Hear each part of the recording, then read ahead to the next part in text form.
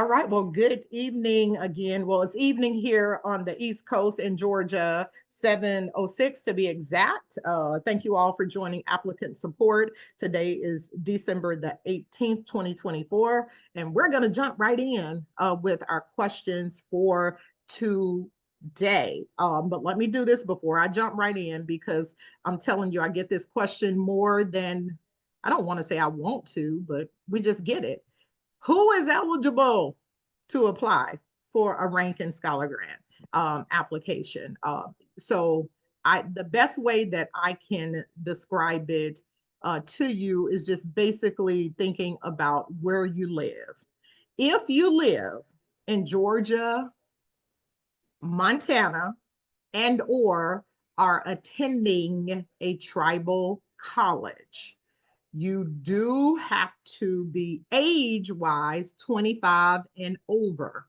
Okay. You do need to be attending an accredited college, university, technical school, tribal college. Okay. You do have to demonstrate financial need. Financial need is based off your household income side, your household number, I'm sorry, and the income of your household size.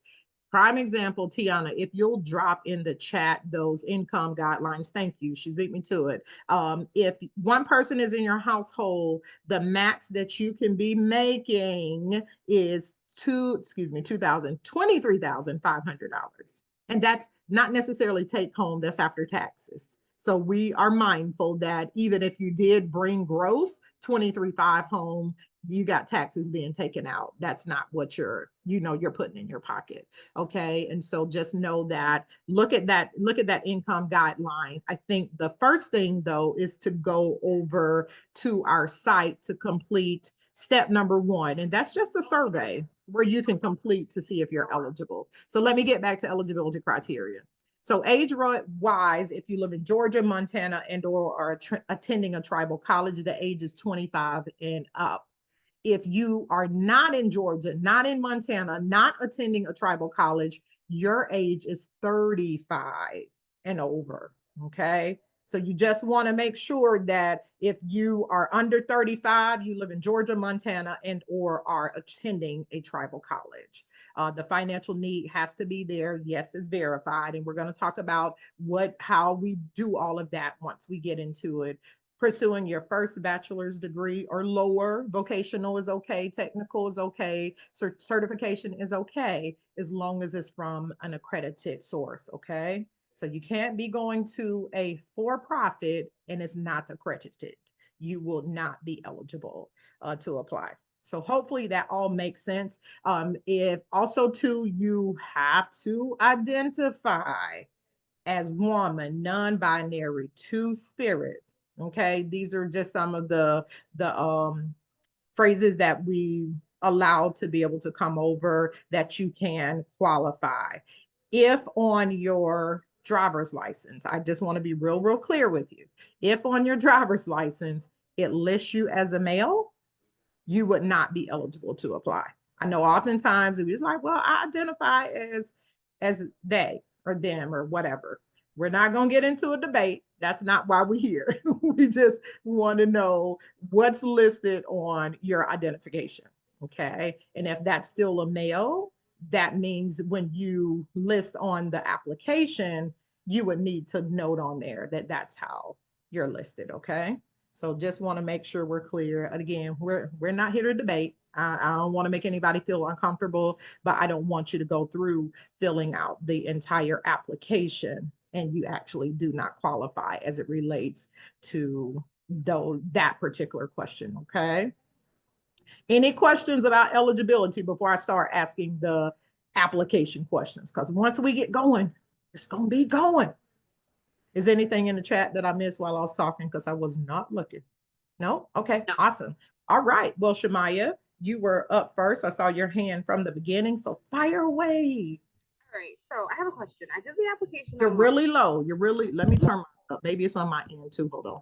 Let me just turn my volume up. Might be my iPad. Okay, no, it was me. I turned up so I can hear you fine. Go ahead.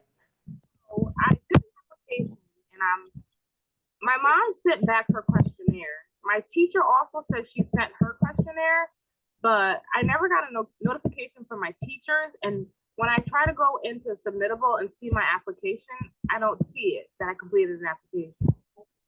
Okay, Tiana, can you look for her to see and Yes. see if it's in draft? So Tiana will chat with you directly, Shamaya, to see if, and that's a valid question. Now, so Shamaya, I'm going to answer this question because it gets a little, not necessarily tricky, but you still should be able to see and should have received a notification even if you're in draft mode.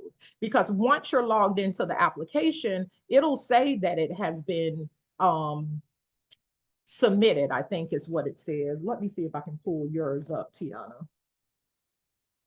And I can share my screen so to give you a visual, but the system does give an email notification to everybody that's in the system if they have submitted an application. Let me see if I can. I'm going to share screen with you really, really quickly. And depending on where you are in the process, you can see, let me share this with you really, really quickly. So I am in Tiana's application right now. You should see my screen. I've scrolled all the way down to the bottom of her application. So like right here for recommendations, I'm all the way at the end. As you can see, rec number 1, it says that it's requested. So it has not been received. Once it's been received, it'll show up here saying that it's been received. Likewise, rec 2. So I just wanted to give you a visual of where you can see. But Shamaya, Tiana is going to work with you in the chat. So be in the lookout in your chat to see what she says. Okay. And make sure we get your question. Hopefully you can figure out what's going on with your application to make sure. But it sounds like, if I had to guess, that it's in draft mode. But still in draft mode, if they've submitted, it should list that they've completed. Thank you. Okay. It looks like Sonia has a question in the chat. She can't raise her hand. So let's see. So is there a question in the chat? What's the question? she doesn't know how to raise her hand. So okay. So I can teach you, but can you come off? Are you able to come off mute, Sonia? So if you can come off mute, you can just ask your question.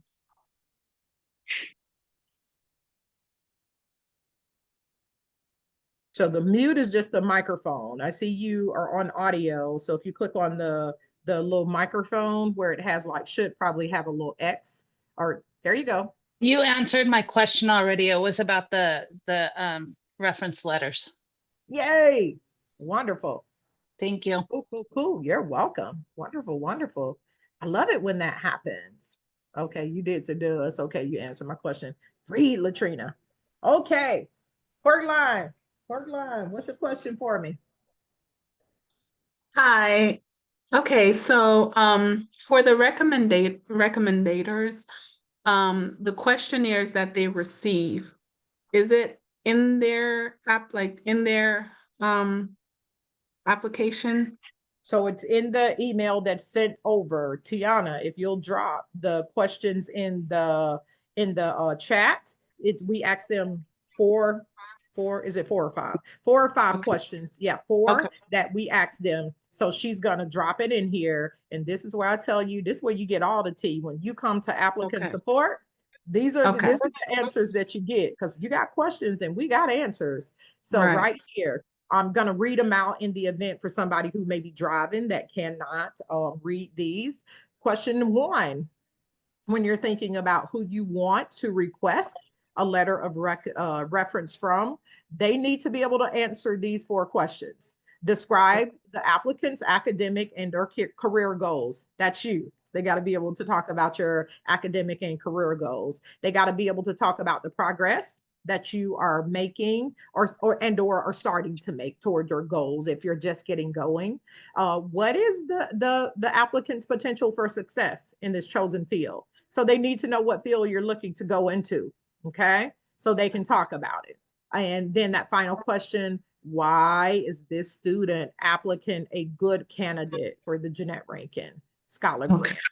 Okay, Okay. so it's not something I sent them. It's already embedded in It's already the- embedded. Okay, Yes, ma'am. Okay. It's already embedded. When you put in their email address and you click on that send, guess what? Okay. It goes instantaneously. Okay. Sure. So as soon as you put that information in there, just know when you click send, it goes. And you Perfect. want to follow up. So no, you don't have to do anything to get them this information. It's already embedded in the email that they'll get. Lanicia, I'm coming to you after Thank you. Jennifer. You're welcome. You're welcome. I normally ask this question, who on here has started their application?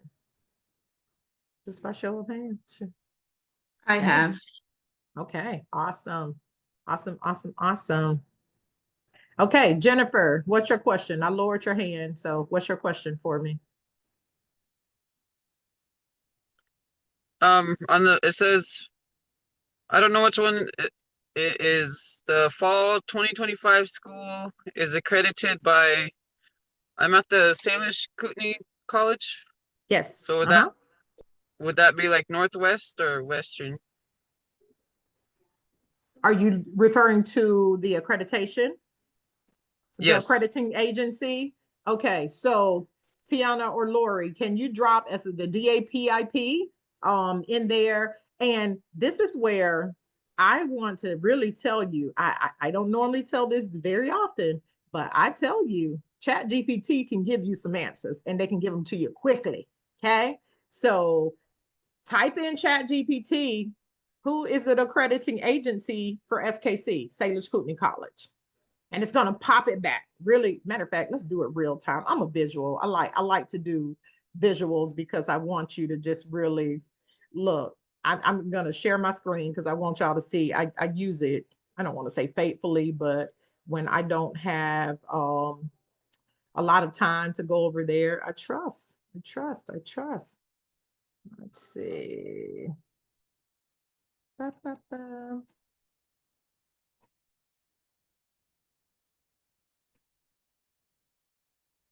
Who is SKC? The credit is.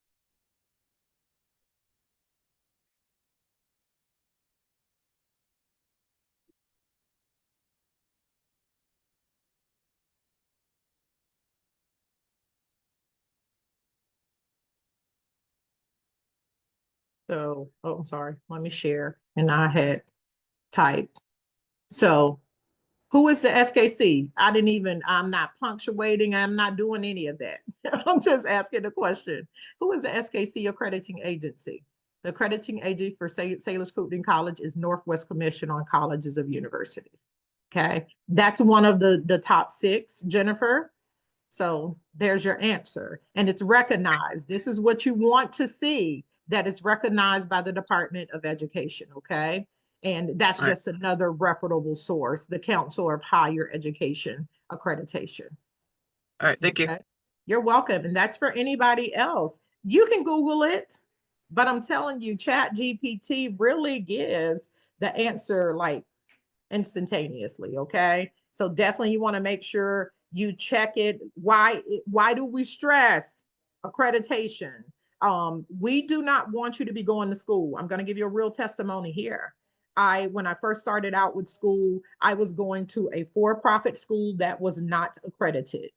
I spent about $35,000 of my good funds at a school that was not accredited. By the time I realized the school was not accredited, I was just about done with that degree. But guess what happened with that? None of those courses that I took were transferable. So when I went back to get into an accredited college and university, I had to start from zero, zilch, nothing. I had wasted almost $40,000 in my funds. Where did that put me by the time I was ready to graduate with my bachelor's degree? I had exhausted all of my Pell and financial aid, and I was forced to have to take out loans if I wanted to finish my degree. All because I did not understand the importance of going to an accredited college and university. I went there because of the flexibility. I'm going to be honest with you. I was working full time. I wanted this degree. Oh, they made it real easy for me to get it and be able to work full time, but it cost me on the tail end. So I am begging each of you, please, please make sure that your school is accredited. And if you're in something like nursing, teaching, psychology, stuff like that, where you have to get a license, if that school is not accredited, when you go to take those tests and things of that nature, you're going to find out you're not going to be valid. You're not going to be legit. So learn from me, learn from my pain, and do not do what I did. And just make sure that you understand the importance of it. So thank you, Jennifer, for asking that question. Lanicia, you said you had a question, dear. Yes, can you explain the different application statuses? Because mine went from submitted and then now it's in progress. Can you just explain the different statuses it will be in? I think because did you submit? Did you submit yours, Lanicia? Yes, I submitted Okay. it back in October, I believe. That's why. So anytime, anything you change, so say for instance, the one that listed, I think the first one, what did it say new? What did it say from the beginning? Let me go over to yours so I can look at the statuses. So I'm just not talking from memory. I'm talking from what it shows me. Okay, so like right now, most of the ones that are that have been submitted will definitely say new. In progress would be for those that when you are in, I think say draft mode, those that have not been submitted, they will say in progress. It does not mean anything for you. It's just a way that the system shows that it has now moved from one phase in the application to another phase. So it doesn't mean anything to you. You got good eyes because you caught that, because most people don't catch that unless they're really paying attention. What you want is, Lanicia, is that you got that confirmation email saying, hey, your application was submitted on, November or December, whatever date you submitted it on. And it tells you that they're in review and you'll hear something back from us by July. You got that? That's the confirmation that you want to get. Right? Okay, thank you. You're Sabrina, good. You're good. Julie has a question. Okay. Awesome. Awesome. Y'all messing up my flow. I'm gonna have to just call y'all at random now. So don't come for me if I skip over you. Y'all see that look in my eyes? All right, Julie. Julie, you're up next. So I come from a insular community and a family that does not support this in the least. So my letters of rec are coming from people that I don't know very well. And I don't know what else to do about that. Is that acceptable as long as they can answer the questions? It is acceptable, but I will say be able to make sure you can hopefully have conversations. Even though if they don't know you very well, make sure they have enough details to be able to answer those 4 questions. So Julie, did you get those 4 questions that we dropped in that we'll ask those that are going to complete the letter of rec for you? I did, and I'll just be very frank, and I realize the position I'm putting them in, and they're going to answer it as much to the grants governing body as they possibly can, because we don't. I come from a very insular community. I got you. So can you have a conversation with them? To some degree. Okay. That would be my recommendation. And I hear what you're saying, and I don't want to push it one way or another beyond what you're comfortable with doing. This is, I shared this, I want to say with somebody earlier on a call. If you can submit your application and nobody does a letter of rec for you. I would that though, once every application is submitted, every application is scored. Okay. So which means there is a scoring. The scoring for the letters of rec are not as high as your personal statement, the part that you write for yourself. However, let's just say neither of the individuals that you requested from submits. That just means you would get a 0 for those individuals, which means you would definitely just get 0 points for your application. I will say this on top of me saying you'll get a 0. We have had applicants that had no letters of rec that still make it to the review round. So it's not a deal breaker if you don't, and I don't want to tell you not to do it, but just know that if you do and they submit something, that gives you maybe 1 or 2 points versus getting 0 points. Okay. So even if they can't write with just examples and just, you know, various anecdotes about you, if they can still speak to you, at least you can get a few points from it versus 0 points. Make sense? It does. Thank you, ma'am. You're welcome. So that hopefully helps to give somebody who is having a challenge with who do you even ask to write a letter of rec for you. And I get that. I really do get it. And if you know you're looking for a professional reference, you can do that. Just know a family member. I think Shamaya just said mom, sister, anybody can write a letter of rec for you.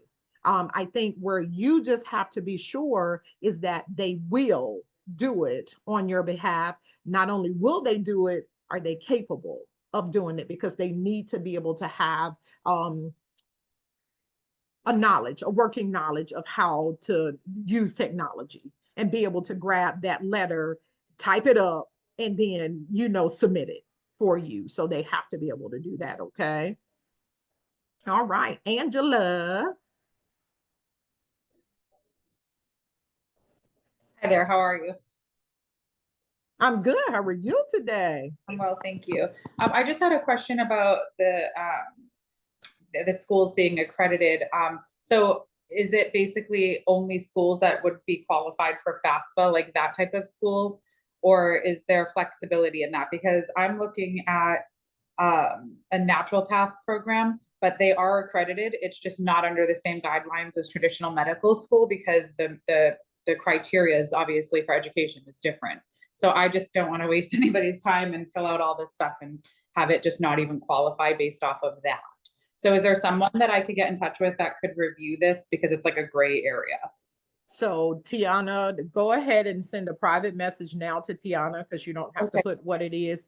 We do have schools that fall outside of there are like 6 of the larger accrediting agencies. So there are certainly like certifications. I'm going to use one that comes up every semester. Is somebody who's working on a cosmetology degree. They don't fall in that top 6. However, they do have to have an accrediting agency. What we then have to do is just make sure it is one that's accepted. So if you'll go ahead and Tiana chat with Angela to see if it is, and that's anybody else. Again, chat GPT it and put it in there like right now, Angela. I promise you it'll pop right back so quick. You'll be like, whoa. And so Tiana, but I just don't know if it, because it's alternative medicine is not, it's just not the same. You know what I mean? It's not. And the education pathway is not the same. And it's just a very gray space, but there's multiple, because when I'm done with the program, I would be eligible for board certification. So that's got to come for something. I just don't know. It feels like it's like a weird, kind of a weird place. Okay, great question. So Tiana, and send that to me so I can work around it. Let me see if Coraline, I'll come back to you. Are there any other questions that I have missed in the chat? I want to make sure Tiana or Lori, because I haven't been following the chat as much. No, it's been fine. But it looks like Amy has a question. Okay. Yes, ma'am, Amy. Hi there. I was just wondering about where you list the parking expenses. Like the school I go to, the parking passes are like $400. Would that go under transportation expenses or down below under school expenses? And so you don't necessarily have to list those. What we ask is, what is the tuition cost, the average tuition cost when you're in there? So you don't, when you're asking school expenses, what question are you referring to? The one about the money, education expenses. So there's a part where you can put your total monthly expenses. So there's a part that says transportation, and it says parking, auto insurance, maintenance, gas, bus fare. But then down below, there's a spot for other school expenses. And I was wondering if a school parking pass could go in that other section, or because I didn't know if it was parking for like at my house or whatever, if I was like doing street parking, and then a school expense would be for like a school parking pass for on campus. What section are you in? So I want to make sure I'm following you fully. Okay. It's education expenses, the top of education expenses, and then the other part is under monthly expenses. So monthly expenses, you can totally list it there, but I don't think that's a monthly expense. Is it for your parking? Is that a monthly expense, or is it's that like quarterly? a semester? So that's why I was thinking it would probably go in the school expense Under and school. the other box. Yeah, you can put other. Like I think, to be honest with you, what we look for more particularly is looking at what the cost of tuition is. I mean, I know parking is just horrific for everybody, whether it's home or whether it's school. So yeah, definitely put that parking over there with school, because that's really more so attached with school. And expense wise with parking at your house, I mean, unless it's an astronomical amount, we don't want you to definitely to itemize every single thing out. You just want to make sure we have a kind of a grasp of what it's costing you to attend school. And it's actually a budget thing, to be honest with you, for you to even understand that, because some people don't pay very much attention to it until you have to, like right now. So great question. Thank you for asking that. Awesome. Okay. I think I'm going to get back into my rotation now. Rachel, do you have a question for us? Katrina, can I share something with the letter of recommendations? Can I share them or share with everyone how to resend their requests? You can. And if you want to share screen, that would be well, I don't know if yours, will it let you do it on yours, Tiana? It will. Yep. Okay. Can you see my screen? It's coming up. There we go. Okay, so hi everybody. So I want to show you how to resend notifications through email to the people that you've chosen to complete your letter of recommendations. So here I am. This is just the screen as soon as I logged into Submittable. I'm gonna click my name. So this is the submission that I did, and it's gonna look like this. So I'm gonna scroll over to Forms. So click there, and then oh nope. Oh, where did it go? Activity. It should be Forms. Oh yeah, okay. And then I'm gonna toggle down over to initial form. So I'm gonna click on the 2024 application. And so I'm gonna go all the way down to where the letter of recommendations are at. Okay. And so right here, I have Latrina's name, but it's my email address. So I'm just gonna click on resend request. And up here it says your request was successfully resent to Tiana dot whatever. But yeah, that's just a quick little share with you. Awesome. Thank you for doing that, Tiana. Now, it should not, I repeat, should not have your email address. Yeah, this is something else. This is a test form, and we do use these for tests. So we'll do better in making sure we got legit email addresses in there. But as soon as Tiana, I'm quite sure that email came right through. It did. Tiana, did you get? Yeah, I'm telling you, when I say it's instantaneous, it's instantaneous. So just know, as soon as you hit that send, it goes. Okay. If, let's kind of talk a little bit more since we're there, if when you're in the letter of recs and they be like, I haven't received it, please tell them check junk. Please tell them to check spam. If it's a .edu or .gov, their firewalls they're tough. They're really tough. So you want to make sure that you tell them off the bat to check their junk or spam folders to see if it's there. Okay. Awesome sauce. Thank you again, Tiana. Rachel, you got a question for us? Me? Yeah, yeah. Yes, I do. So sorry. I just kind of got an email yesterday. I don't know any I looked, but what do you have to do on the application? I didn't want to start filling it out because I didn't know if I had to do it all at once. And I didn't have time last night, or if I could pause it. So I didn't want to take the risk. No, you do not have to do it all at once. And I'm going to be honest with you, unless you got the time, I wouldn't even recommend that you do it all at once. We say that it'll take on average 90 minutes. That's what we say. I'm going to be honest with you. If you have all of the information, possibly.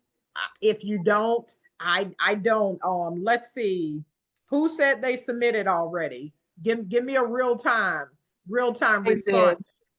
Okay, Horline, how long do you and now if you like me, I want to read it, I want to reread it, I want to let somebody else read it. So I wouldn't be a good person to give you that response. Right. Now, Horline, are you like me, or did you just go ahead and get it done? No, it took me 4 days to submit because I'm a person that likes to proofread and go over and make sure everything is good. But what I did was, for those questions, it's asking in a sentence, like a essay type form, right? So what I did, I wrote all of my answers on a Word document and I saved it. And anything that is important to me that I think should go on there, I'll go back to the Word and, edit and do things and this and that.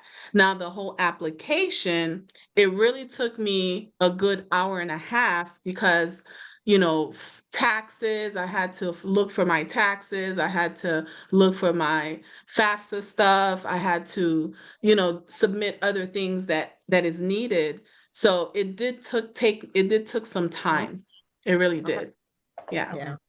And I'm going to beg of you to not rush it. I just am. I beg every week. So this week is going to be no different. I'm begging yet again. Give it the time, effort, and energy that you should. And I mean, don't rush the process. I mean, I want you to think about a cake. You're baking a cake here. You got to get all your ingredients together. Granny used to tell us, like, if once you put it in there, don't slam that door. Don't slam that oven door.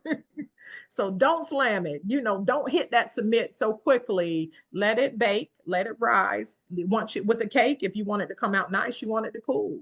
So, let it cool before you try and get it out the pan. Okay. So take your time with it. And if you are serious about wanting to receive this scholar grant and any other, I'm not saying that just for us, anything else that you do, if you're going to commit any of your time to submitting this application, you're inviting other individuals to join you in completing this application. Don't waste their time or yours, okay? And just wanting to hit the submit button. Now, I'm going to tell you, don't wait to the deadline to submit it, but definitely give it the time, effort, and energy that you need to give it. And you all are doing that. So I know I'm preaching to the choir because you all are here asking these vital questions and getting your questions answered. So I know you're not going to do that. You are going to continue to take your time. Julie, no, there is no revising anything and no resubmitting anything. So yeah, this is where you do want to take your time and don't just click that submit button. As Horline said, if like with that personal statement, take it and put it over into that Word and Grammarly it, do whatever you need to do to make sure that that's good before you come back and paste it in your application and hit that submit button, okay? Because no, like with your transcripts, please make sure that document is not a password protected document where we can't get into it, we can't access it. Now, if, and let's just say if, this is a hypothetical here, if you have everything submitted on your application and it comes down to us not being able to open your transcript, we're not mean now, and we're certainly not heartless. So we will reach out and be like, hey, you've submitted everything else, but for some reason we cannot access this transcript. But that's only if you have everything else. Say, for instance, you say, oh, my transcript won't open, the FAFSA is incomplete, and your taxes are password protected. Let me tell you what's going to happen to your application. It's going to go over into the disqualified category. Okay, yeah, Shamaya just kind of made that ugly face. That's just about kind of how it's gonna happen. And I promise you, I want to say we could, we just don't have the team. We don't have the time and the team or the capacity to be able to do that. So definitely proceed with caution as you're getting ready to submit that application, okay? And these are all amazing questions. Thank you also for giving it so much thought and asking real targeted questions. Yes, Horline, PDFs, I'm telling you, it's your friend. Those Word documents, oh, I don't want to think about it. We're just going to leave it where it is. PDFs is your friend. Mara, you got a question for us? No, ma'am. Mostly all my questions have been answered, and I'm just mainly listening. Okay. Well, tell Thank all of the you. other attendees, thank you for asking Mara's questions. I love it when that happens. You're welcome. Awesome, awesome.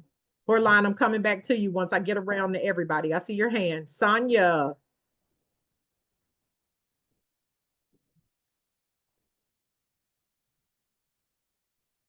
Sonia, you got a question for us? If so, you're on mute, so I can't hear you if you're talking.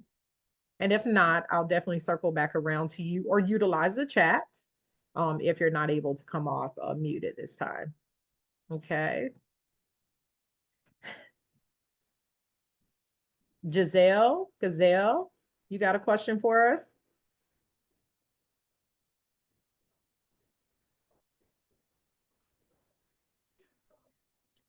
And I do get it that sometimes if you're in transition and can't come off, but I want to definitely make sure I give you the opportunity to, if you can. And if you can, Sonia and Giselle, hopefully I'm pronouncing both of your names correct.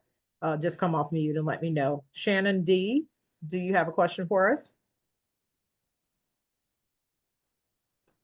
I did have a question. It was more so towards the document, if you guys were wanting it in PDF, but I saw that in the chat it was already answered. Yeah, awesome. And PDF is just the cleanest form and version, and it doesn't tort or shift, you know, the wording of it. So PDF is always your friend when you're uploading a document, so it can maintain the integrity and character of how you originally had it. Okay. I do have now that you've said that, does it need to be like an official transcript? And okay. No, ma'am, it is not required because we understand that an official transcript, oftentimes now you have to pay to get it. And we don't want you to do that because if you're applying for multiple scholar grants, that could be, look, that could be a whole paycheck within itself, okay? So no. However, if you're utilizing that unofficial, this is where it is certainly vital that you do a PDF because oftentimes the unofficial is going to be multiple pages. Okay. So that way you have a full document and then that transcript has your name listed on it. Okay. So oftentimes I do know with a screenshot, and I want to definitely caution if you're trying to use screenshots. I know it's easy, it's quick, you can just snap it and you can upload it. But if all I see is just your current courses, I can't see your name, I can't see the school name, I can't even confirm that it's your transcript. Think about whatever you're uploading. it has to be able to be connected and attached back to you. Okay. So just make sure that, again, I know it's easy to be able to try and do it quickly on your phone, but sometimes with things like this, I'm going to beg you yet again, just do it on your computer. That way you can save those documents somewhere. And then that way you can click and see if you're able to open them, on your desktop or your laptop or whatever. Okay. Mara said that PDF stands for Perfect Document Friend, and I agree. I like that. It does. It does. I like that. Now PDF it, okay? Thank you.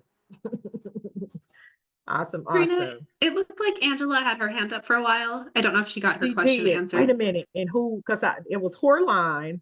I think we did, but Angela, if I didn't, I think we're getting ready to go back around. Jennifer is my next person. I was trying to get through everybody on my screen.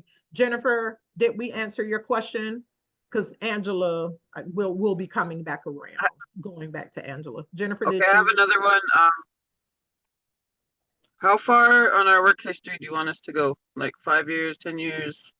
I want to say most relevant. I mean, come on, if you worked in McDonald's and now you're an assistant somewhere, I'm not saying it's not important, but yeah, you don't have to give us your whole history. However, if I'm going to give you a case in point, if you worked as, 10 years ago, you are working now on your RN and you worked as like a CNA, that's relevant work history. That lets us know that you were kind of already working in the field that you were now that you're now looking to get a degree in. So always think about relevance. If it's relevant, don't hesitate about putting it down. But if not, if there's no relevance, I mean, like you said, last 5 years, most recent, and say for instance, since you ask about work history, if you switch, frequently with jobs, make sure you give some type of description as to why. Let's just say you were just doing temp, or just a PRN. Who knows? I don't know what the situation could have been, but if that was the case, just make sure that there is some type of information that explains why, you only maybe work 3 months here, then you didn't work for 6 months, and then you work 2 months, and then you didn't work for a year. Just make sure there's some fluidity as to why that's the case, in that the person that's reading your application, it makes sense to them. Okay.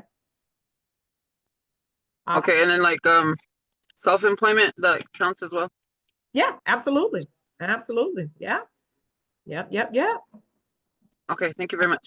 You're welcome. Angela, we're back up top. Hi, how are you again? Good. So what is the time frame? So the application, what you're gonna review them, and then when does what does the time frame look like? So you get approved and then, funded. What does that look like? Yes, ma'am. Great question. Application cycle is open now until February the 16th. Okay. Pretty much from March until June, end of June, July, we're in review. We notify individuals, July is what we tell you, of those that have been selected to receive the Scholar Grant. We start making awards for those who have been selected to receive the grant that August, September. So fall term is when we start making disbursements. Okay. So yeah, just know that from now to February, you're in application mode. We go and review for about 3.5 months. We notify whether you get it or whether you don't. Okay. So we keep everybody in the loop. We don't leave you out there hanging and wondering, well, did I get it? We tell you if you didn't get it. Now we can't tell you why, because trust you me, we get way more applications than, oh my goodness, yeah. I don't want to think about that. But we do let you know if you've been selected or if you haven't. And the awards again start rolling out for those who have been selected come August, September, whenever the fall term starts for 25. Make sense? Thank you. How many people's applications are approved for the scholarship? Great question. Great way to segue into it. And then I'm coming to Julie. We have a total of about 225 scholar grants that we provide. I'm going to let you know how we determine how many is new. Our scholar grant is renewable. So the reason I ask if you are a current ranking scholar, you need to exit the building. That's why. You don't need to be in this call if you're already a current scholar. Let's say we have 100 of our scholars that come back to renew. That means we got 125 new slots to provide for new scholar grants. So that would mean that we can award 125 new scholar grants. I will be very transparent and serious, and this is why I beg of you to take your time. It is very competitive. I don't want you to make you think that it's not, and it's just going to be easy peasy. If you think you're just going to write just one word and submit it and you're going to get it, no. I mean, I can't even sugarcoat that. But if you really are intentional, taking your time, being serious about submitting that application, dotting your I's, crossing your T's, making sure you explain to that volunteer, that reader who is going through your application, why you are the most deserving person to receive this scholar grant, I promise you, I'll see your name in orientation at the end. Okay. So again, take it very serious and know that I would love to see all of your lovely faces because you're spending time with us, getting your questions answered. Yeah. Come July. All right, Julie, we're back to you. So a number of grants that I've looked at, they all ask, where are you enrolled?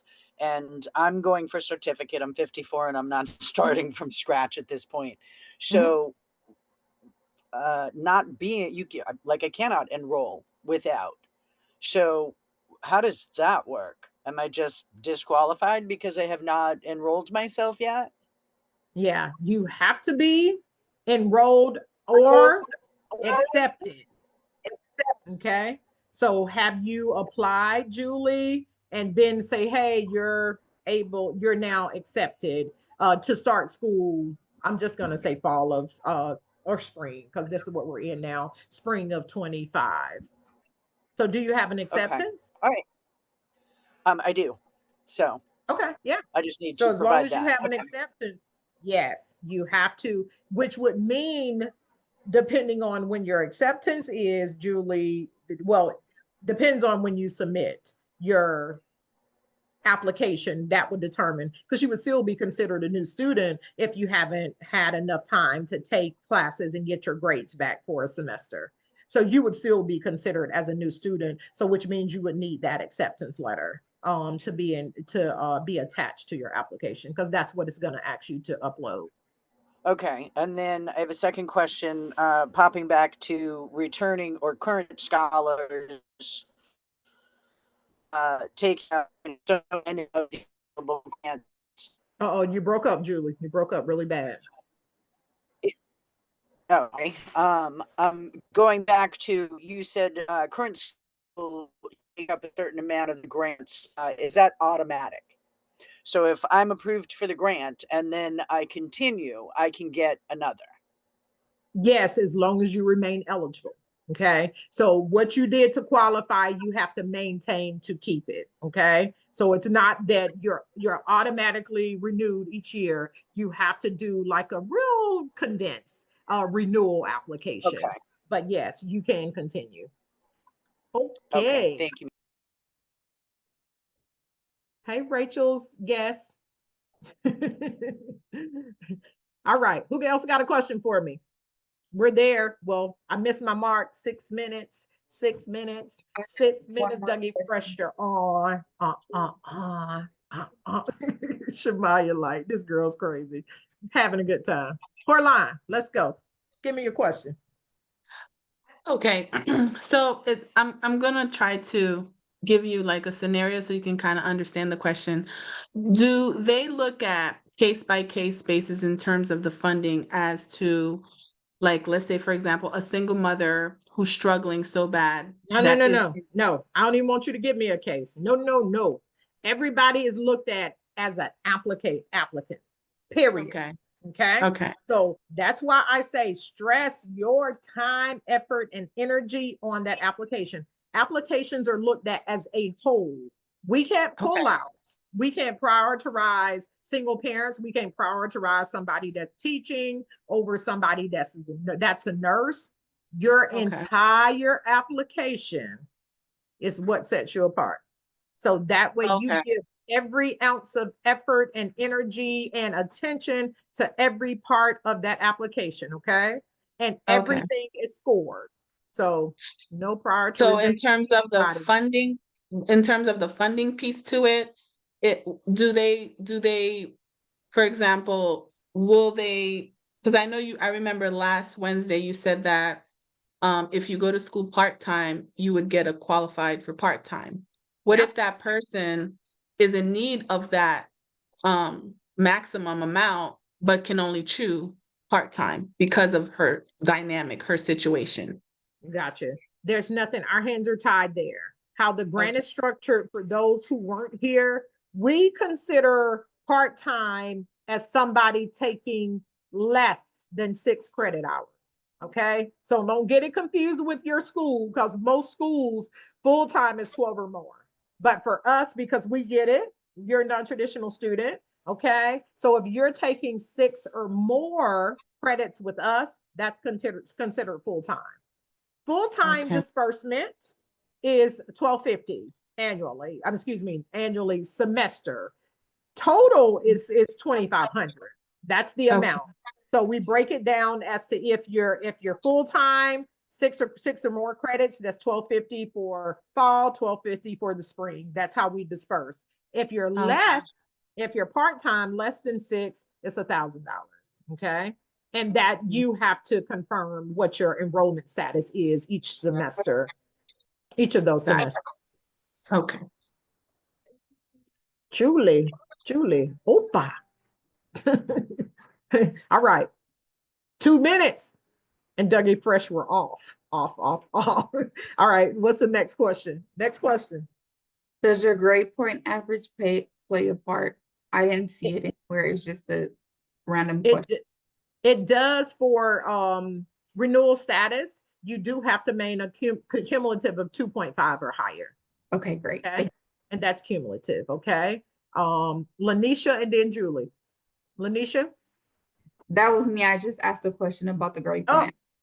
Hey, sorry. Latrina ain't paying attention. Julie. Is it possible to know how many new applicant positions are open? We will not know until the application cycle closes.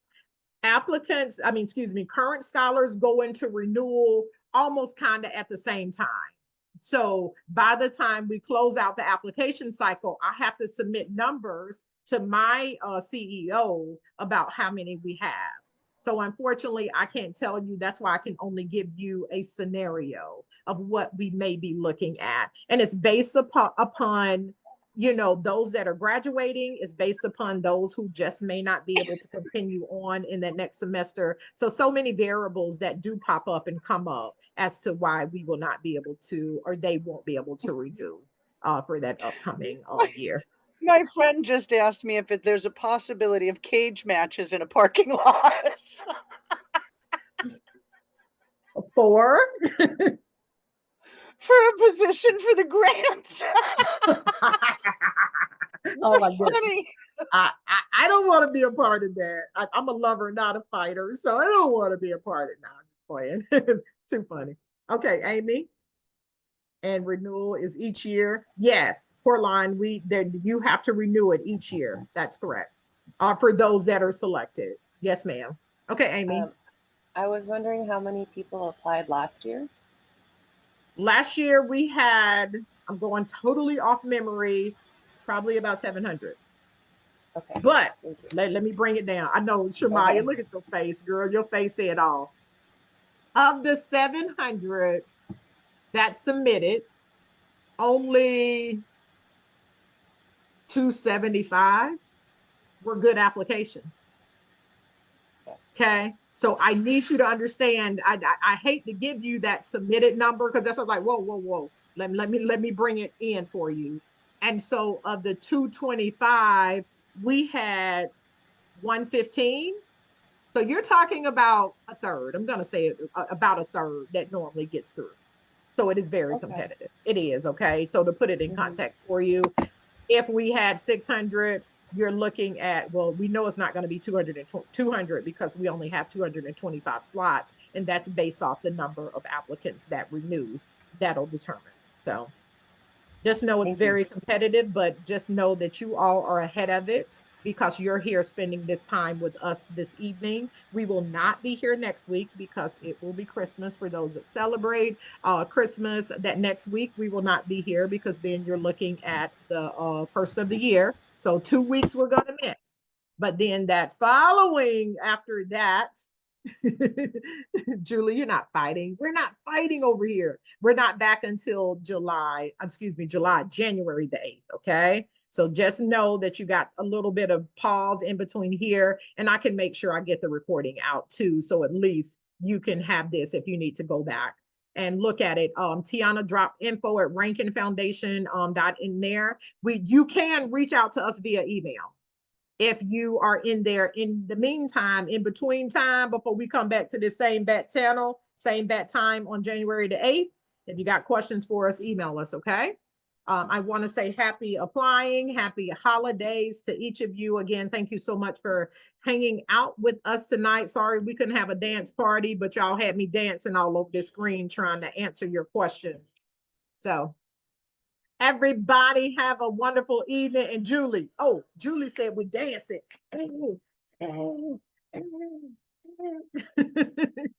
That's it. Get in a Christmas. Where are my reindeer ears? I don't have a hat, but where are my bells? I have my my elf shirt on, sweater. Yep. That's what I got. Seriously, happy holidays, you all. Have a wonderful evening. Be safe, and I'll see you all back January the 8th, okay? Bye for now. Bye. Thank you for your time. You're welcome.